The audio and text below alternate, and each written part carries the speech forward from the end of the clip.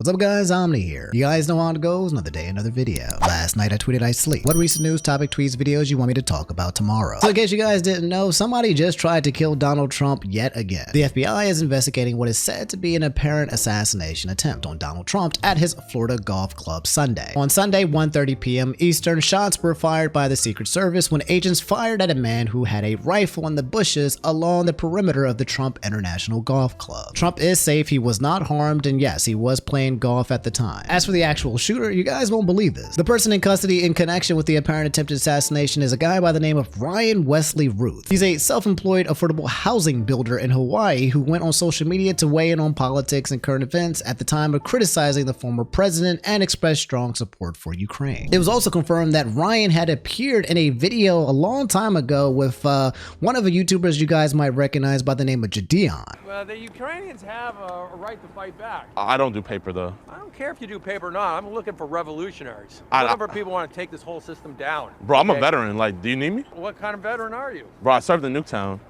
Well, I think it's better to serve and fight in the powers, fucking over the system. Bro, give me a Glock and a Hellcat. Take a look at this. Bro, but I don't do paper though. I just told Come you on, that. dude, then get away. We don't need people who aren't serious. If you're not serious, I'm serious, but I don't do paper, bro. You're literally killing the environment. We're moving on. You go ahead, have your lunch. No, bro, I'm going to class. Go to I'm a class, scholar. then. Go to class. Oh man, the multiverse works in strange ways. President Biden responded and said, "Hey, I've been briefed by the team regarding what federal law enforcement is investigating as a possible assassination attempt of former President Trump today. The suspect is in custody, and I commend the work of the Secret Service and their law enforcement partners for their vigilance and their efforts to keep the former president and those around him safe. I am relieved, and the former president is unharmed. There is an active investigation into this incident as law enforcement gathers more details about what happened. As I've said many times, there's no place for political violence or for any violence ever in our country, and I've directed my team to continue to ensure that the Secret Service has every resource, capability, and protective measure necessary to ensure the former president's continued safety." The internet went to work and basically said that yes, this was karma for him tweeting out this tweet on his platform where he said, "I hate Taylor Swift." It was 9:44 a.m. in the morning, and the assassination attempt took place later that evening. You guys know how I feel about that, okay? There are no such thing as coincidence. I think it was a bad idea to just basically say that you hate Taylor Swift, okay? Making an enemy out of the Swifties just never ends well for you, especially if you're running for president. That's a lot of millions and millions and millions of votes that you're just not going to get just because you said Taylor Swift's name in vain. And Elon Musk doing what he does best, which is usually being a silly, stupid man-child baby on the internet. Well, he did something that he actually had to take a step back from. In fact, he made a tweet and deleted it, and Elon Musk never deletes his tweets. A Twitter account by the name of Doge Designer said why they want to kill Donald Trump, and he quote retweeted it and said, "And no one is even trying to assassinate Biden/Kamala," with a thinking emoji. Guys, I don't say this very lightly, but this might be one of the dumbest tweets I've ever seen on this platform from such a high profile person, quite literally the leader and person in charge of both a company, Tesla, and this freaking Twitter X website. This guy here saying, "Okay, this requires an immediate visit by the Secret Service and federal charges. Lock this guy up. This is dangerous." Someone else saying here that a reminder that Elon Musk is a contractor for the DoD, the Department of Defense, and the US government, and has said things that would have gotten anyone kicked out of the military. He needs to stop, or the government needs to treat him equally to everyone else. Being rich doesn't put you above the law. The specific tweet got 40 million impressions, 154,000 likes, 21,000 reposts before it got deleted, and then Elon Musk responded on Twitter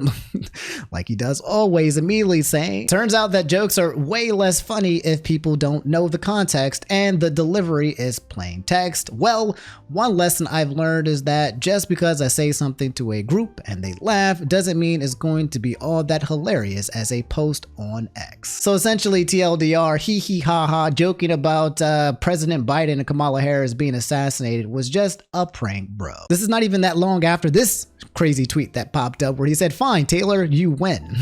I will give you a child and guard your cats with my life." After Taylor Swift came in and basically said that she was a childless cat lady and endorsed Kamala Harris, this was his response, and the internet was like, bro, Why are you sexually harassing Taylor Swift on this platform? What is up with your jokes? And why do your jokes either have to do A, with joking about sexually harassing the most successful female pop artist in the world, or B, joking about killing President Biden and Kamala Harris? Like, what is wrong with you, man? Even if you want to give Elon Musk the benefit of the doubt, and he's just joking around and playing around with all these subjects, he's just way too high profile to be saying some of these things, in my opinion. It's way too much importance in this man's hands, and he has way too much influence and leverage where, yes, people are going to take a lot of his jokes quite literally. I don't think that well, you know what? I'm going to take that back. I think he does recognize the power that he has, and he just does not care, because that's what powerful people do. They do not care. And while we're on the topic of politics, I think one thing that you guys probably wanted to hear about was this whole thing about like eating cats from the Haitians. It started this whole like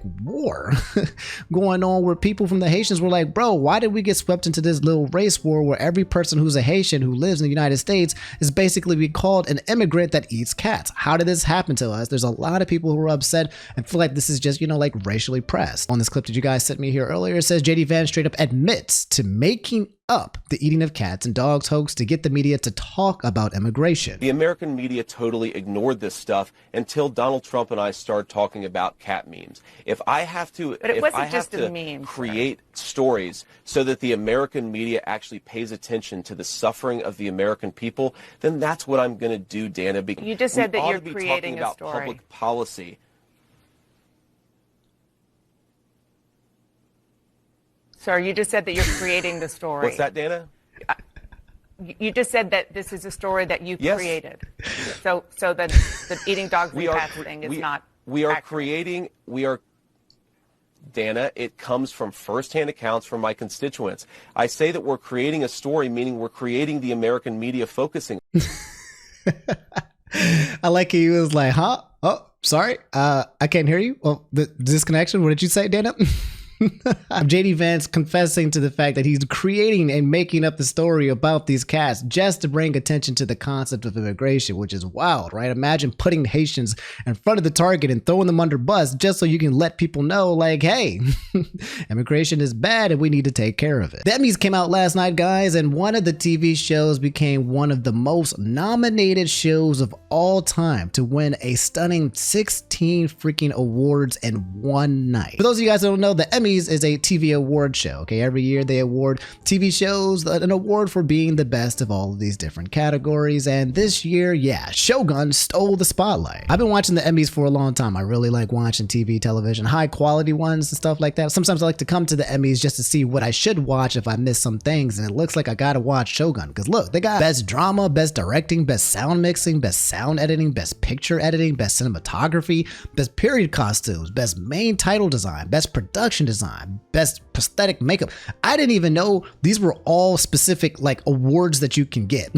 Best stunt performance, best casting for a drama, best special visual effects, best period fantasy makeup, best period fantasy hairstyling, best lead actress, best lead actor, and best guest actor in a drama. The last three being the big chunky wongies, best lead actress and lead actor. So not only is their film like beautiful in terms of like all of the details they made when it came to the show, but when it comes to the acting, it appears to be top notch as well. The best lead actor is going to Anna Sosawi, and the lead actor going to Hiroyuki Sanada.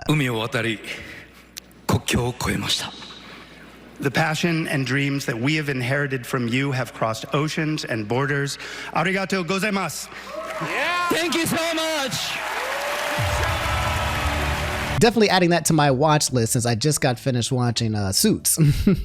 I finally caught up, and I'm so sad because I have no more Suits to watch. In terms of the other winners for some other big categories, Outstanding Comedy Series went to Hacks, beating out Abbott Elementary, The Bear, Curb Your Enthusiasm, Reservation Dogs, Only Murders in the Building, Palm Royale, What We Do in the Shadows. Outstanding Limited or Anthology Series went to Baby Reindeer. I've heard a lot about Baby Reindeer. It looks like something I might need to pee. Best Outstanding Talk Series goes to The Daily Show, with Jon Stewart, beating out Jimmy Kimmel, beating out Seth Meyers, and beating out Stephen Colbert. Don't worry, you guys will see me on that list very soon. The Bear seems to be extremely popular. Apparently it's a comedy, but not quite a comedy, but kind of a comedy.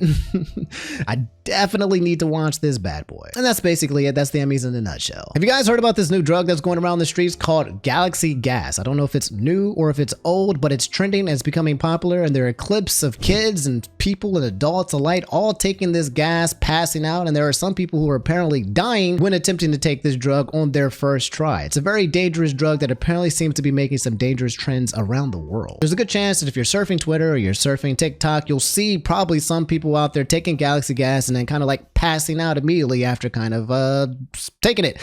And if you guys don't know what it is, I'll just let you know really fast so that you can be in the know. It's essentially an Atlanta-based brand of nitrous oxide, an odorless, colorless, non-flammable gas, also known as laughing gas or whippets, typically associated with recreational drug use. The effects caused by inhaling nitrous oxide gas, such as lightheadedness and euphoria, can be felt within seconds. This occurs because inhalants disrupt the CNS, reducing brain activity by cutting off oxygen supply. The resulting high is brief, only lasts a few minutes, prompting users to inhale repeatedly in quick succession to maintain the effect. The product is marketed and sold as high-quality whipped cream chargers and whipped cream dispensers, which are meant to flavor the whipped cream with options like mango smoothie, tropical punch, and blue raspberry.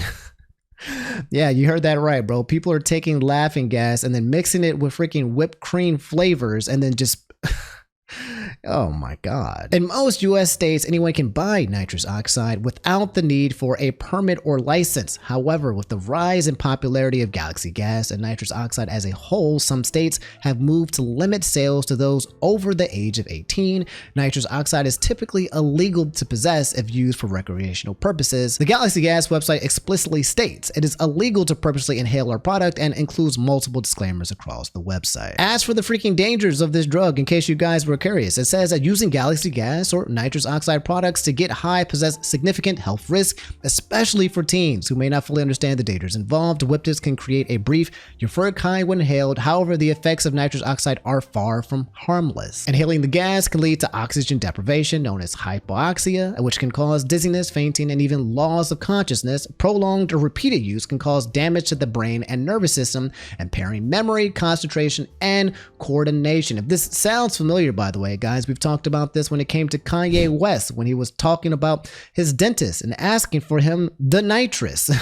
Apparently, it looks like Kanye West has been on a nitrous binge as well, and maybe it's not Galaxy Gas, but he's been partaking in the same type of drug. And here's the scary part. Additionally, using whippets can result in more severe health consequences, such as nerve damage, heart complications, and sudden death. The cold gas can cause frostbite on the nose, lips, or throat, and the risk of accidents or injuries is heightened when users are already disoriented. While this drug has been around for quite some while, what's absolutely terrifying right now is that the marketing has been going towards kids. People from high school, middle school, a little college have all been kind of being like, hey guys, look at this. This is Galaxy Gas, and it's kind of being made like cool for people to do, but it has led to several incidents where some people and several users have literally died upon trying it for their first time. And a couple things you guys probably need to know, but it's not too important, but you might be a little interested, okay? My girl V said Splatfest ending in Splatoon 3. That's right.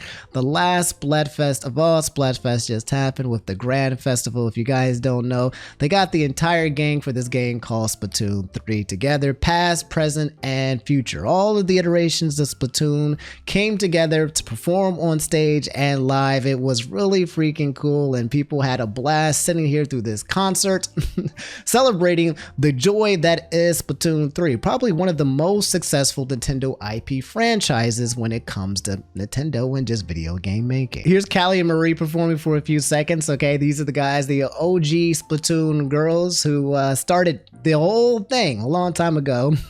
And they were out here just performing for everyone to come in and just watch. A big old festival for people to just tune into and celebrate. That is Splatoon 3.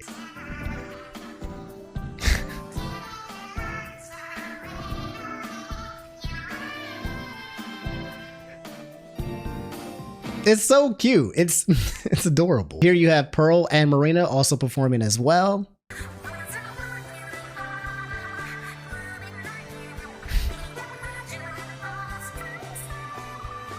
It's so cute. It's so cute. Oh my god, bro. And of course you have Big Man, Shiver, and our girl, our homegirl, who we've been holding it down to make sure that Omni does not stay racist. Our girl over here on the right, Fry.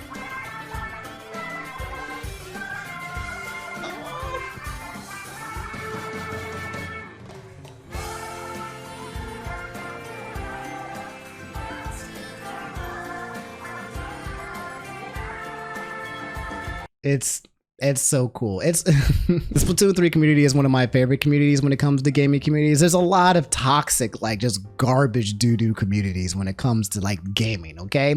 It's one of these rare instances where people do compete and fight and battle in terms of trying to win the Splatfest, but at the end of the day, I think the Splatoon community has been one of the best communities to just basically come into the gaming space in quite some while. So that it will be the last Splatfest. The Grand Festival was a celebration of all that, and until then, it looks like we might have to wait for, I guess, Splatoon 4 until we get more Splatfest for people to be fighting over. That's all I have for you guys today. If you made it to the end, do me a favor, drop a like, subscribe if you guys haven't already. I have some cool, important news for you guys to tell you this week that has to do with me. So stay tuned. Make sure you guys are subscribed with the noties on and watching. I love y'all. Y'all take it easy. Peace.